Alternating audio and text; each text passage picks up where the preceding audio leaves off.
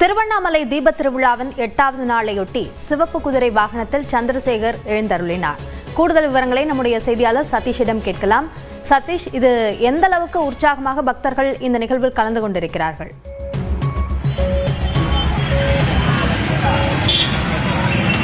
கட்டாயமாக வினையா நினைத்தாலே முக்தி தரக்கூடிய திருவண்ணாமலை அண்ணாமலையார் கோவிலில் திருக்கார்த்திகை தீபத் திருவிழா கடந்த நவம்பர் மாதம் 24ஆம் தேதி கொடியேற்றல் தொடங்கி வெகு விமர்சையாக நடைபெற்று வருகிறது. கடந்த 7 தினங்களாக பல்வேறு வாகனங்களில் அண்ணாமலையார் உண்ணாமலை அம்மன் மாட வீதிகளில் வலம் காட்சியளித்து வருகின்றனர். இதேபோல் நேற்று மகாரதம் என்னும் தேரோட்டம் நடைபெற்றது. இதில் கிட்டத்தட்ட 5 லட்சத்துக்கும் அதிகமான பக்தர்கள் கலந்து கொண்டு 5 பஞ்ச ரதங்களையும் வடம்பிடித்து தேரினை இழுத்து நள்ளிரவில் அண்ணாமலையார் உண்ணாமலை அம்மன் தேர்கள் நிலை அடைந்தது.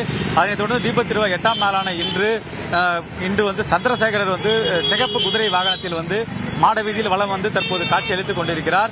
இன்று அதிகாலை அண்ணாமலையார் கோயில் நடை திறக்கப்பட்டு சந்திரசேகர் விநாயகருக்கு சிறப்பு அபிஷேக ஆராதனைகள் அனைத்தும் நடைபெற்று தற்போது வீதி உலாவான் நடைபெற்று வருகிறது.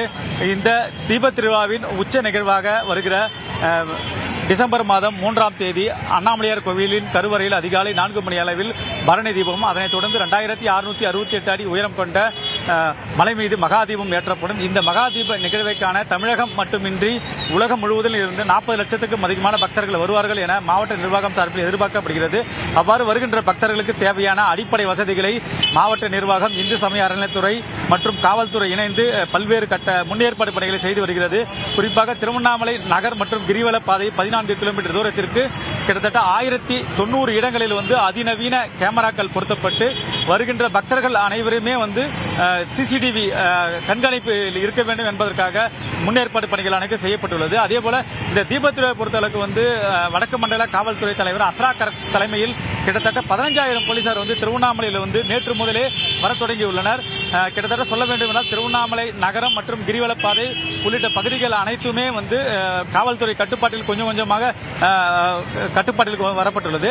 அதேபோன்று கோவில் நிர்வாகம் சார்பில் திருக்கார்த்திகை தீபத் திருவிழாவில் தீபம் ஏற்றக்கூடிய ஏற்பாடு பணிகளும் செய்து வருகிறது. அதேபோல அண்ணாமலையார் கோவிலில் மகாதீபம் ஏற்றக்கூடிய அந்த காடா துணி 1500 மீட்டர் துணிகள் பக்தர்கள் நன்கொடையாக வழங்கப்பட்ட துணிகளை தற்போது சம்பந்த கணேசர் சன்னதியில் வைத்து அந்த காடா துணிக்கு சிறப்பு பூஜைகள் செய்யப்பட்டு அந்த காடா துணியானது மலை மீது கொண்டு செல்லும் பணிகளும் நடைபெற்று வருகிறது. அதேபோல கோவில் நிர்வாகம் சார்பில் தீபத் திருவிழாவுக்கு மலர் அலங்காரம் உள்ளிட்ட பணிகளும் நடைபெற்று வருகிறது. இதேபோல தீபத் திருவிழா ஒட்டி தமிழ்நாடு அரசு போக்குவரத்து கழகம் சார்பில் 4500 சிறப்பு பேருந்துகள் திருவண்ணாமலைக்கு இயக்கப்பட உள்ளது. அதேபோல 16 சிறப்பு ரயில்களும் இயக்கப்பட உள்ளது. அதேபோல மாவட்ட நிர்வாகம் மற்றும் காவல்துறை அனைத்துமே திருவண்ணாமலைக்கு தீபத் திருவிழா ஒட்டி வருகின்ற பக்தர்களுக்கு தேவையான அடிப்படை வசதிகளை மும்முரமாக செய்து வருகிறது. அக்னியா, கார்த்திகை தீபத் திருவிழா குறித்த விரிவான கள விவரங்களுக்கு நன்றி சதீஷ்.